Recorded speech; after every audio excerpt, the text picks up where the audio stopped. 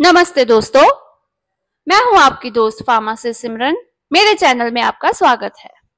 इस health video में आज हम बात करने वाले हैं एक ऐसे विषय पर जो करोड़ों लोगों की जिंदगी को प्रभावित करता है, घुटनों का दर्द यानी नी पेन। क्या आपको भी चलने फिरने में दिक्कत होती है? क्या सीढ़ियां चढ़ते उतरते वक्त घुटनों में चुभन होती है, या फिर लंबे समय तक बैठने के बाद उठते ही घुटने जाम होने लगते हैं? तो दोस्तों, घुटनों का दर्द केवल एक तकलीफ नहीं है, ये हमारी लाइफस्टाइल, हमारी खुशियां और हमारी रोज की जिंदगी की गतिविधियों पर गहरा असर डाल सकता है। तो इस वीडियो में हम स्टेप बाय स्टेप जानेंगे घुटनों के दर्द के कारण, घरेलू उपाय, सही डाइट, लाइफस्टाइल, एक्सरसाइजेस, दवाइयां, सप्लीमेंट्स, डॉक्टर को कब दिखाना जरूरी है और मॉडर्न ट्रीटमेंट्स। तो चलो स्टार्ट करते हैं घुटनों के दर्द के कारणों से। सबसे पहला कारण है ऑस्टियोआर्थराइटिस। ये सबसे कॉमन है। इसमें हमारे जॉइंट्स की कार्टिलेज धीरे धीरे घिसने लगती है। कार्टिलेज वो स्मूथ लेयर होती है जो जॉइंट्स को कवर करके रखती है, ये कुशन का काम करती है। जब ये लेयर घिस जाती है तो हड्डियां आपस में रगड़ने लगती हैं और दर्द स्टार्ट हो जाता है। दूसरा है रूमेटॉइड आर्थराइटिस। ये एक ऑटो इम्यून डिजीज है। इसमें हमारा इम्यून सिस्टम ही हमारे जॉइंट्स को अटैक करने लगता है, जिससे सूजन और दर्द बढ़ जाता है। तीसरा रीजन है इंजरी, जैसे ligament tear, meniscus injury, fractures. जो लोग स्पोर्ट्स में इन्वॉल्व है उनमें मेजरली ये इंजरीज होती रहती हैं और कुछ एक्सीडेंटल केसेस में भी ये आम है। चौथा रीजन है बीइंग ओवरवेट। याद रखिए, आपके शरीर का हर 1 किलो एक्स्ट्रा वजन आपके घुटनों पर 4 किलो एक्स्ट्रा दबाव डालता है। इसीलिए अगर कोई बंदा ओवरवेट है तो उसमें भी घुटनों के दर्द की प्रॉब्लम हो सकती है। पांचवा रीजन है विटामिन डी और कैल्शियम की कमी। इनकी कमी से हड्डियां और ज्वाइंट्स कमजोर हो जाते हैं। छठा रीजन है एजिंग। बढ़ती उम्र के साथ कार्टिलेज पतला होता जाता है और ज्वाइंट फ्लूइड कम हो जाता है। इन शॉर्ट, नी पेन के कई रीजन हो सकते हैं और इसका प्रॉपर ट्रीटमेंट करने के लिए रीजन पता होना चाहिए। अब कुछ घरेलू नुस्खे। सबसे पहले है हल्दी वाला दूध। हल्दी में करकुमिन होता है जो एंटी इंफ्लेमेटरी है। रात को सोने से पहले 1 गिलास गर्म दूध में हल्दी मिलाकर पीने से जॉइंट्स की सूजन और दर्द कम हो सकता है। नेक्स्ट है अदरक और लहसुन। दोनों ही नेचुरल पेन रिलीवर्स हैं। लहसुन का सेवन एंटी स्टमक करने से जॉइंट्स की सूजन में राहत मिलती है।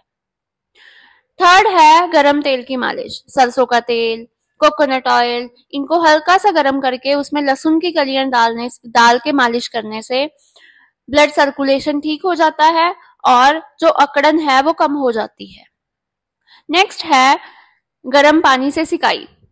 अगर जॉइंट स्टिफ है तो हॉट वाटर बैग या वार्म टॉवल से सिकाई करें। ये पेन और स्वेलिंग को कम कर सकता है। नेक्स्ट है मेथी दाना। रात को 1 चम्मच मेथी भिगोकर सुबह एम्टी स्टमक खाएं।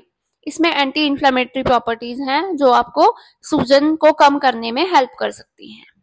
नेक्स्ट है एप्सम सॉल्ट बाथ। अगर आपके पास एप्सम सॉल्ट अवेलेबल है तो गुनगुने पानी में एप्सम सॉल्ट डालकर अपने पैरों को डुबो दे। ये मैग्नीशियम की सप्लाई करता है और दर्द को कम करता है। मतलब हमें ये हमेशा याद रखना है कि ये सारे सप्लीमेंट्स सिर्फ सपोर्टिव है, मतलब इनसे आराम मिल सकता है पर कोई परमानेंट सॉल्यूशन नहीं है ये। इसलिए डॉक्टर की सलाह के बिना और कुछ भी नहीं करना चाहिए।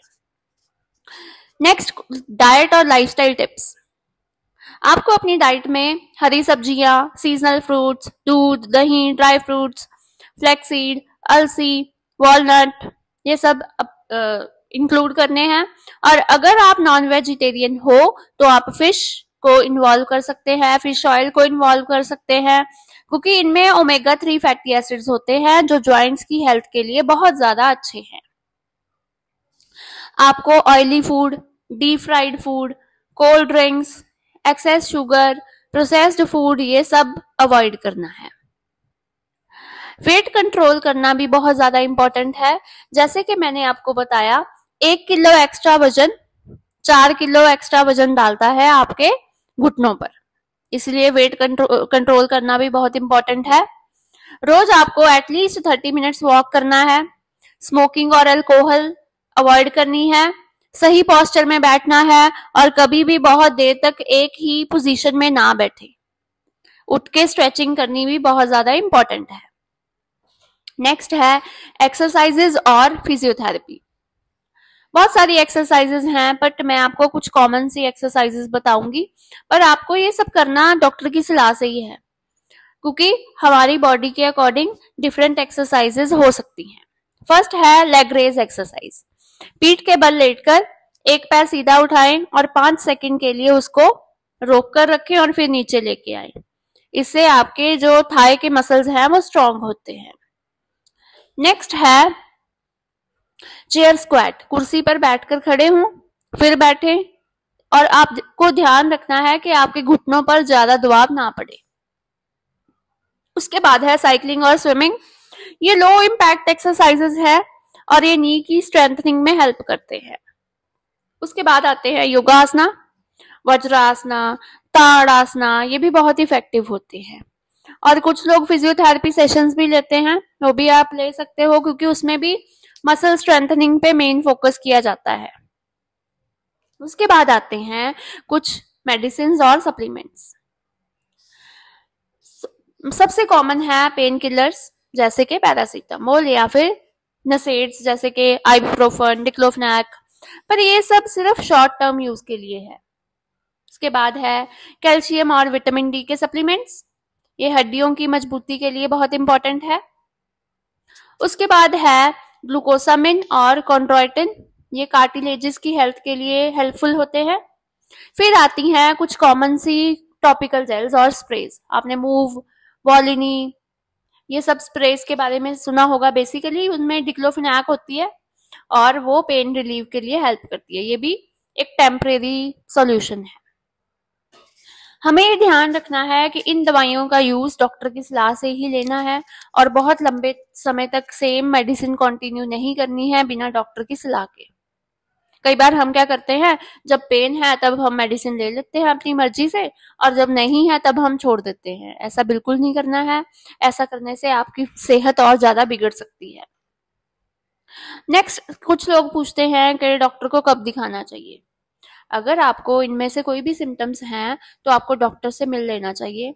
तो वो मेन सिम्टम्स हैं, नी जॉइंट लाल है, सूजा हुआ है, चलने फिरने में बहुत दिक्कत है, पेन लगातार 2-3 हफ्ते से ज्यादा है, पेन इतना है कि आप सो भी नहीं पा रहे हो, आपको कोई इंजरी हुई है उसके बाद ही पेन शुरू हुआ है।